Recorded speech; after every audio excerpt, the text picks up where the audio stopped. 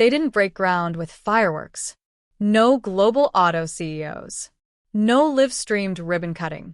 Instead, the factory came online quietly, behind guarded gates, in an industrial zone most people outside the region couldn't point to on a map.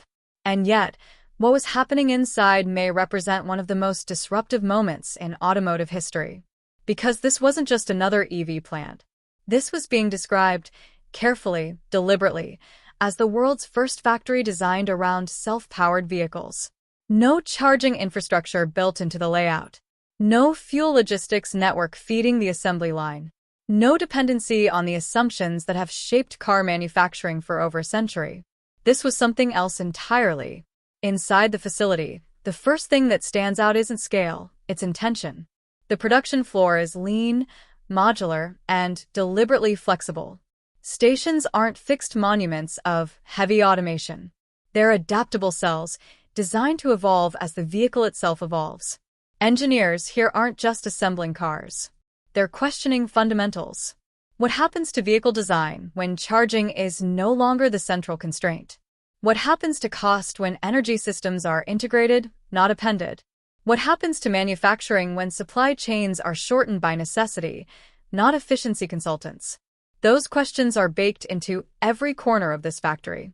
Vehicles move slowly down the line, not because of inefficiency, but because iteration is constant. Components are tested, removed, redesigned, and tested again, sometimes within the same week. This isn't mass production chasing volume. It's controlled production chasing proof. What makes this factory unprecedented isn't just what it produces, but how it thinks. Traditional auto plants are built around stability. This one is built around adaptation. Tooling can be reconfigured. Subsystems can be swapped. Entire modules can be reworked without shutting the line down. That flexibility matters because self-powered technology, if it's to survive, must improve rapidly and quietly. And that's exactly what's happening here. Technicians trained locally work side by side with engineers who understand not just how parts fit together, but why they exist in the first place. Knowledge isn't siloed. Design logic moves freely across teams. This isn't accidental. Because once manufacturing knowledge becomes localized, dependency starts to dissolve. Outside the factory walls, the implications begin to expand. A self-powered car doesn't just change how vehicles are driven, it changes how cities plan, how infrastructure is funded, how energy policy is negotiated. If vehicles don't need charging networks at scale, entire layers of cost disappear, and entire power structures start to feel uncomfortable. That's why this factory didn't announce itself loudly. It didn't need to. The real disruption isn't the cars rolling off the line. It's the precedent being set. Because once a country proves it can design, integrate, and manufacture vehicles around an entirely different energy assumption, the global automotive playbook starts to look outdated. And this factory may only be the opening chapter. Because what's being built here isn't just a car. Inside the control rooms, dashboards track more than output. They track iteration speed, failure points, learning curves. This factory isn't optimized for quarterly reports, it's optimized for knowledge accumulation. And that's a dangerous thing for established industries. Because once knowledge compounds locally, it stops being exportable. Engineers involved in the project describe a deliberate rejection of black box components. Systems are designed to be understood, repaired, and modified without waiting on overseas updates or proprietary approvals. If something breaks, the question isn't who do we call, it's how do we fix it. That mindset changes everything. The vehicles themselves reflect it. Subsystems are modular. Energy units are integrated rather than bolted on. Wiring paths are simplified. Redundancy is designed not for compliance, but for resilience. This isn't innovation chasing perfection. It's innovation chasing survivability. And survivability is what allows technology to scale in unpredictable environments. Observers who've toured the facility note something unusual: the absence of urgency. There's no frantic push to flood markets or outpace competitors. Instead, there's a steady rhythm: build, test, revise, repeat. That patience signals confidence. Because when technology is fragile, it needs hype to survive. When it's robust, it can afford silence. Beyond the factory gates, conversations are already shifting. Transportation planners are quietly reassessing long-term infrastructure investments. If self-powered vehicles reach reliability at scale, charging networks become optional rather than essential. Fuel imports become less strategic. Energy independence becomes tangible rather than theoretical. Those are not technical changes. They're geopolitical ones, which explains the cautious tone surrounding this project. No bold claims. No confrontational messaging. Just a consistent demonstration of capability. And capability, once established, has a way of speaking for itself. What's happening in Zimbabwe isn't about replacing anyone. It's about redefining what's possible. Because when manufacturing is no longer constrained by inherited assumptions, the future stops being something you import. It becomes something you build. Actions that only emerge outside simulation. That feedback loops directly into design, shortening the distance between problem and solution. This is how breakthroughs harden. Traditional automotive giants rely on long development cycles, global coordination, and risk aversion built into scale. This factory operates under a different rule set. Smaller batches. Faster decisions. Fewer layers between observation and action. Speed without recklessness. And that combination is rare. What's also emerging is a subtle but critical shift in workforce identity. Technicians aren't trained for a single task repeated endlessly. They rotate. They troubleshoot. They understand the system as a whole. That kind of literacy creates builders, not operators. Builders stay. And staying changes national capacity in ways spreadsheets can't capture. The factory's layout reinforces that philosophy. Open spaces replace rigid assembly corridors. Test areas sit adjacent to production zones. Design labs are embedded, not isolated. There's no physical separation between thinking and making. That's intentional.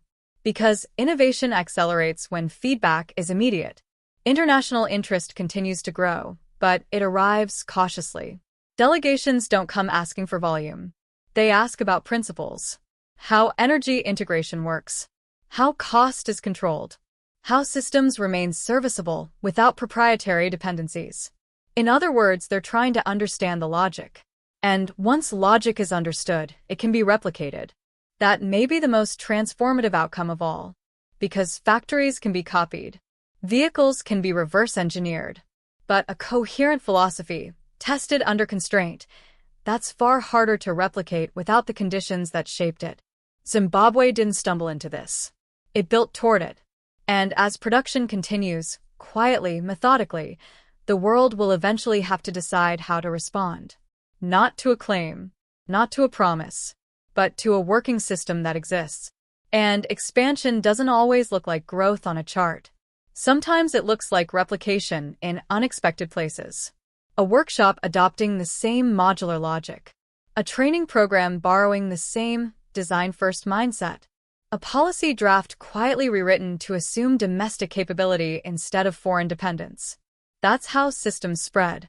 Not through announcements, but through alignment. What's unfolding inside this factory is a reminder of something often forgotten in modern industry. Technology doesn't advance in isolation.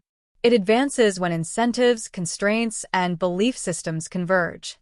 Zimbabwe's breakthrough didn't emerge because resources were abundant. It emerged because constraints were unavoidable. And when constraints can't be ignored, they're engineered around. As the factory continues to refine its process, the conversation shifts yet again from possibility to responsibility. Because building something new isn't just about proving it works. It's about deciding what it's for. Will these vehicles prioritize public transport, rural mobility, industrial logistics, disaster response?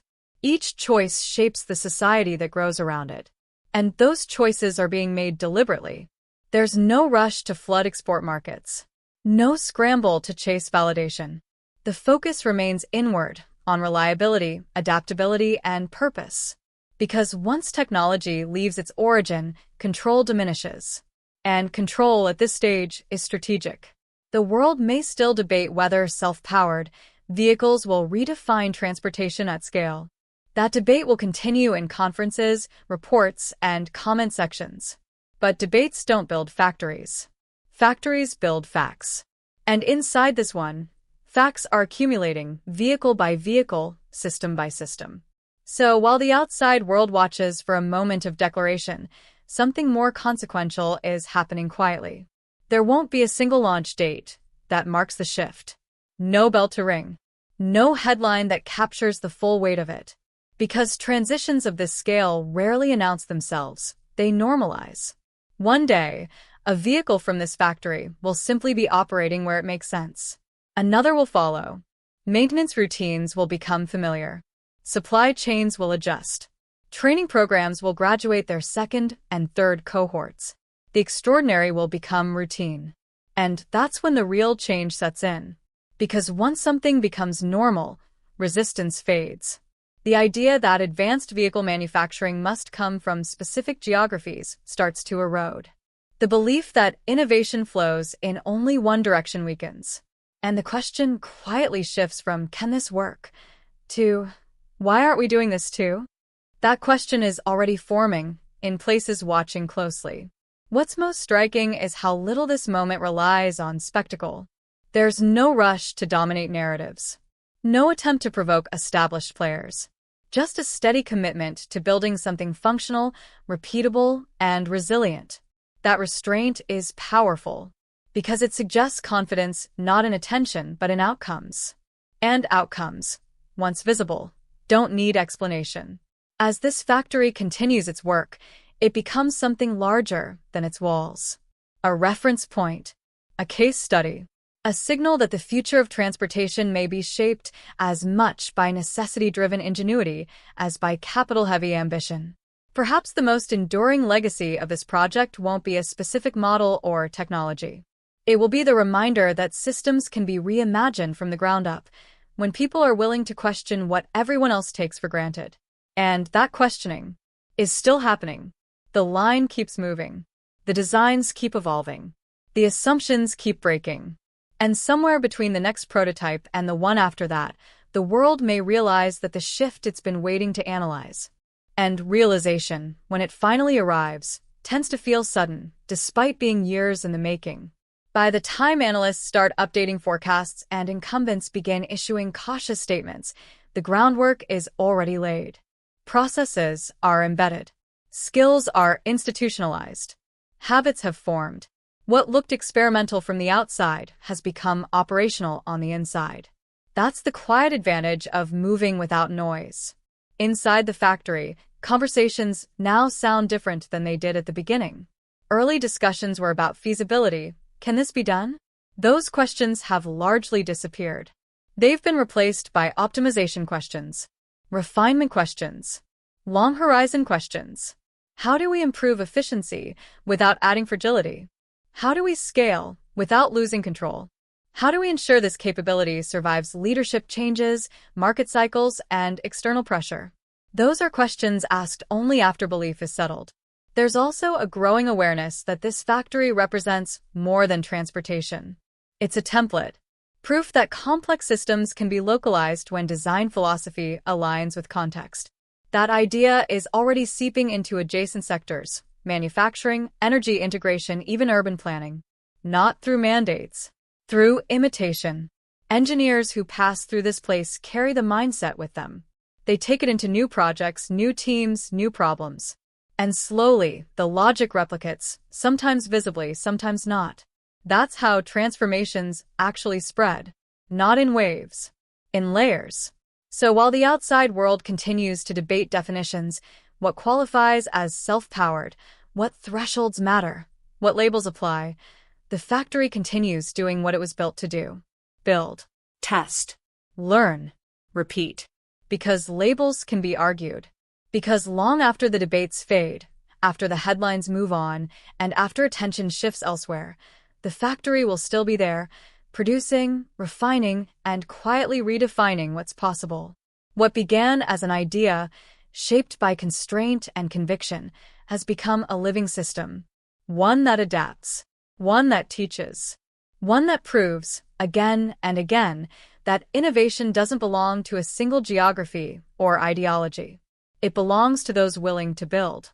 And in Zimbabwe, something has been built that can't be unbuilt. Not just a car, not just a factory, but a precedent. A reminder that the future isn't always announced from the centers we expect. Sometimes it emerges where necessity meets imagination, far from the spotlight, yet impossible to ignore once it's in motion. The line keeps moving. The machines keep humming. The assumptions keep falling.